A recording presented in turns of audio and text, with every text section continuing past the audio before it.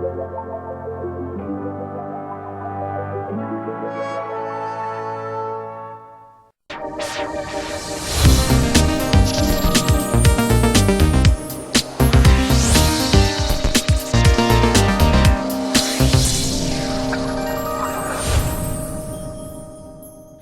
Croiso, back to the Cymru Nerd Cave. How is everybody doing? I hope you're all doing brilliantly. As people may know, I'm a bit of a fan of Sega. I know, right? And I love all the old Sega consoles, and you know, I've got most of them. The only one I don't have is a Dreamcast, and that's probably because I don't have any nostalgia for it. I never had one. But one thing I do have nostalgia for is the Sega Mega Drive. And I have one, I do have one, and it's lovely, and it's awesome, and it does the job. And it's done the job for nearly 2 years now. But it hasn't got a box, and the power switch is a bit wonky, and the power light doesn't come on. So I kind of wanted all those things to work, and I kind of wanted a box as well. So what I did, I went on the old eBay, and I bought myself one that came with a box. And, I mean, it's come better than I could have hoped, frankly. This looks awesome, and it is pretty much all intact and pretty much has everything in it that you would want, including a Mega Drive. So I think rather than put it off and waffle on for more, I think maybe we should go off and have a bit of a look and see what's inside. Yeah, let's do that. And so here we have it, the Sega Mega Drive, all in its box, looking lovely. So iconic packaging, which they repeated for the Mega Drive Mini, which was awesome.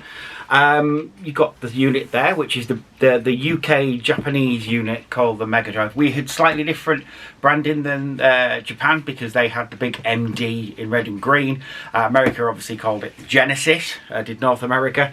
But yeah, everywhere else the Mega Drive, and this is this sort of UK branding that it had, and the UK unit was a bit different. It didn't have so much going on there. It was just pure black with obviously the power button and everything else that we'll take a look at when we actually open her up in a bit. So on the side you've got, let me just check which way it goes up. There we go. So on the side you've got this, and it's all pretty cool, all the games that you can get, and a nice package shot of the old unit there. What games does it show? Oh, it's Sonic the Hedgehog, which makes sense because at the end of the day, you know, it's a Sonic the Hedgehog console. Oh, have I got that the right way up? Yes, I do. On the top there, same again really, and on the side, same again. On the bottom, obviously nothing, except a ISBN number. And then here you've got something which shows all the peripherals and stuff you can get. Peripherals. So it shows you all the games. So you've got Alien Storm there, Quackshot featuring Donald Duck, Kid Chameleon, Shining in the Darkness. I don't know what that one is. I don't know. Arnold Palmer Tournament Golf for the dads. Fantasy Star 3, that one would be. Mercs. Spider-Man, got that one. It's a very good game, very hard. Art Alive, Ghouls and Ghosts. Castle of Illusion, obviously. They made a lot of that. The original Streets of Rage. Golden Axe 2, brilliant game. Moonwalker, so yeah, we'll just move around. Strider. Which one's that one? Gynaug, I don't know that one. Super Monaco GP, which is awesome. Toe Jam and Earl, which we like. Zero Wing. Now Zero Wings, all our base belong to us. That's that one, isn't it? Zero Wing. Really badly translated from the Japanese, and that's where that whole meme came from. Is it was so badly translated that it just sounded, well, it was nonsense basically. Shadow Dancer, great ninja game, and then Mario Lemieux, hockey. I'm guessing he was a hockey player in the 80s and 90s, but there you go. You've also got the Master System converter at the bottom there, which was literally something you just popped on the top of your Mega Drive, and then that would be able to play Master System games, because rather than just get rid of the Master System, they just kept it on going, and that's a good thing because it's awesome. And then the Arcade Power Stick, which I have always wanted one of these, and maybe that's the next thing I get, because look at it. I don't care if it doesn't play right, and apparently I've not heard that many bad reports about it, but it does look awesome, doesn't it? And it also goes with all the things that you know, sell it from the other console that was out around the same time, and it's all in different European languages, because at that point we were on good terms with everybody in Europe. But there you are. Anywho, let's take a look at her. Let's open her up. I mean, again, I will just point out the really good condition that this is in, considering it is 30 years old. Some of them you see on eBay are just immensely just knackered and just boxes that you wouldn't want to keep, and they will sell them quite happily for 50 quid and say, oh look, a Mega Drive box without the Mega Drive. This one, pristine. I mean, it's got wear and tear on it, it's 30 years old, but come on, it looks pretty bloody awesome to me. It's a bit faded, I think, is the only thing, but again, not going to complain about that. Let's open her up, being very careful as we do it. Okay, I have to turn it slightly. Get a little bit out, and we can probably pull the rest. Oh, here we go. There we are. Lovely stuff. And it reveals just a brown box with a piece of cardboard over it. I always like that. It's also good that it's got no polystyrene in it, because I fucking hate polystyrene. But there we are. Let's pop that over yonder. So the first thing we've got is a copy of Sonic the Hedgehog on the Mega Drive, which, you know, standard game that came with it at some point. I think some of them it would have been built in. Maybe in the Genesis it was built in, but you Genesis owners out there can tell me on that one. I'm not too sure. But in the UK, we got a copy of the game. I've already got a copy of the game, but it's nice to have a spare, isn't it, I guess. So there we are. That's that. I'll leave that for a second. We have in this envelope, this chiffy, we've got the adapter, which obviously you're going to need that. I have an adapter, so I probably won't use that one. Keep it as a spare. We've then got the TV connector with the lovely Ant RF. I won't be using one on my television because I have one that is a SCART converter. Main reason is because my Master System and my N64 are through the aerial, so there you go. Two of these standard Mega Drive controllers, your 3-button affairs. Still feel pretty good, still like they've got a lot of play left in them, so you know, excellent stuff. I will be using those. Love them. Just have a quick sniff as well. They don't smell of smoke, which is a definite advantage over the last one I bought, because the last one I bought came from a very smoky household. I had to clean everything, which again, you know, you do, and everything came off slightly yellow. So yeah, no thank you. And then last but not least, the unit itself, the good old Mega Drive. Oh, how I love you so. Let's get the old one. Let's get the old one and we'll do a bit of a compare on the two. There we go. So this is the one I got originally, and this is the new one. And yes, that does have a connector, one of those connectors for the wireless, which I love because it's like magic. And you can tell one's a bit sort of tireder, I would say, than the other one. The lettering's a bit nicer on this one here, but there we go. Looks pretty sweet, let's face it, and it is, because it's the Sega Mega Drive and it is therefore awesome. So we do love that, but again, we do love the old one, and I don't know, I maybe give this away. I don't think I'll charge him any money for it, but I might give it away to somebody at some point. So we'll see where we go with that. Cool. So that's everything in the box, apart from this little packet of goodness. And this little packet of goodness holds stuff that you don't see in many of them when they sell them. And that's not only the manual, but everything else as well. So let's have a look at that. We'll take a look at the manual first, because that's sort of box standard stuff, operating instructions. Really, really cool. I'm not going to tell you too much, it's going to tell you how to set the thing up. And it's nice, and it's lovely, and it tells you all about the stereo system and the Y adapters that you can use and all that kind of stuff, and the power switch.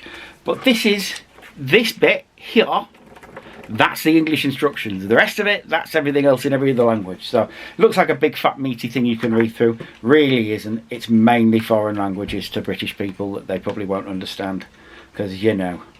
Oh, it's got this as well. It's got the SCART cable. You see here, there, or what they're calling the perital cable. Now that is because I think SCART started off as a French thing, and it was available in France way before it was available in the UK. So yeah, they were able to have that in France, the SCART cable.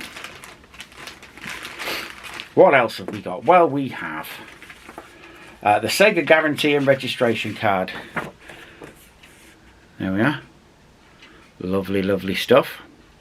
Useless, completely useless, but you can send it off to Sega Europe. I don't know what they do with it at this point. And it has lots of little questions, like name of main user, the sex. I mean, that's an outdated question these days. Date of birth of main user, approximate age of the main user, the address, the date of purchase, why did you buy it, where did you see it advertised, where was it purchased. This is the best one. There you are, look. I don't know if you can see that. Where was it purchased? Marvellous. Let's reel off the list there.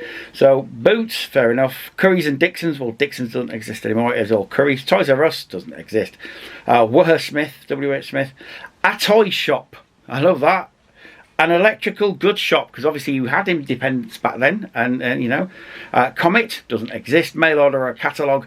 Virgin, Woolies, a computer shop, and other. I don't know what other is. Supermarket, maybe, back in the days when they might have done it. Why did you buy it? Saw an ad for it, read a magazine article. Salesperson's recommendation, awesome. The main user requested me to buy it, so I'm guessing the kid. That's for a parent, isn't it? And then what other games, consoles or computers are there? Look here, look, that's where it says that. Let's have a look. What do they ask? Nintendo Entertainment System, Super NES, the Atari Lynx, the Atari ST, the Nintendo Game Boy, PC, IBM or others, Sega Game Gear, Commodore, Amstrad and other. Awesome. Love that. And just a little piece of toilet paper here which says specifications and design subject to change without notice. So they're basically saying they can change the spec. I don't think they ever did. Obviously you got the Mega Drive too, but I don't think they really changed the spec. And then we have this. What's this, you ask? Well, Transformers fans will be familiar with the fact that you got little catalogues with your Transformers to tell you what other Transformers you could buy. This is similar. This is a little catalogue to tell you what games you could buy. And this is rare. I mean, you don't find this packaged with these things very often when you get them off the secondary market. So it is very nice to see. Let's have a look and see.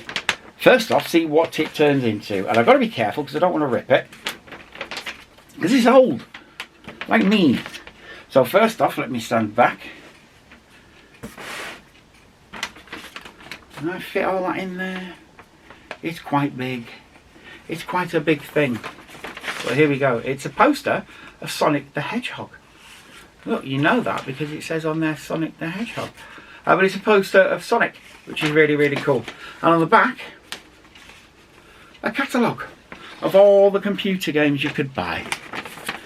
And they did call them computer games. Look at them all. See the Ghostbusters symbol there, Alien Storm, Golden Axe, Quackshot, Decap Attack. And kids would spend hours sort of poring over this and poring over all the peripherals they could buy, or peripherals even. You know, and you would spend hours as a kid looking at this and going, oh, I want that one, I want that one, and then never getting them because games were hella expensive back then, like sort of 50 quid, sort of 45 to 50 quid, and you got like one or two a year, which is why you got really good at the games that you had. Awesome though. It's not like today where you can go out and buy 4 or 5 at a time and then go, oh, I'm bored of that one now. Don't get bored of your games, kids. And by that I do mean all the 30 to 40 year olds. But just awesome. And like I say, loads of kids will have had that up in their rooms. I'm tempted myself, but I'm like, maybe not. Maybe I should keep it nice because it hasn't been kept. You know, so many others haven't been kept nice. But what a lovely little booklet to have. I'm really, really happy to have that. But there you go. I guess all we should do now is plug her in and just see what happens when we do. Let's see if she works, shall we?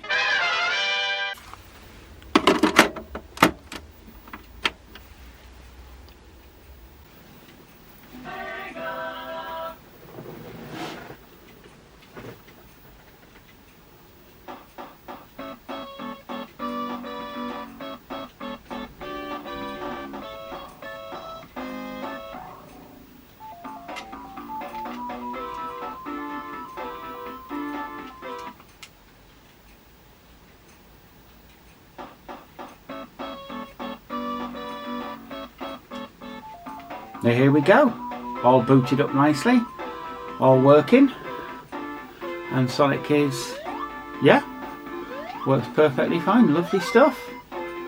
So there you have it. There's the Sega Mega Drive.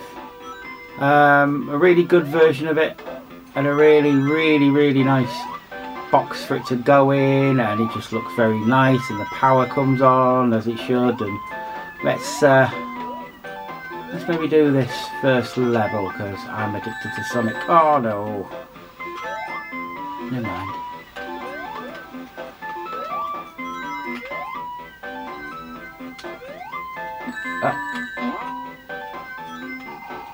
I'm doing it through a viewfinder, so it's not the best.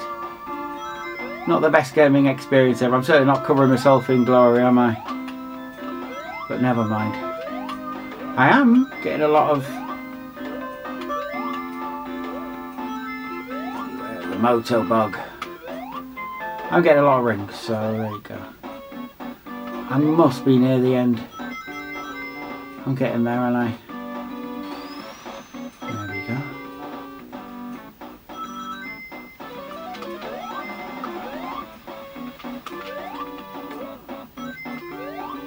I'm so used to playing the Master System version. There we go. There we are. Excellent stuff. So yeah, like I say, all works lovely, all works nicely. Using the original controller that came with it there. Lovely stuff. Yeah, can't recommend getting a Mega Drive enough if that's what you're into.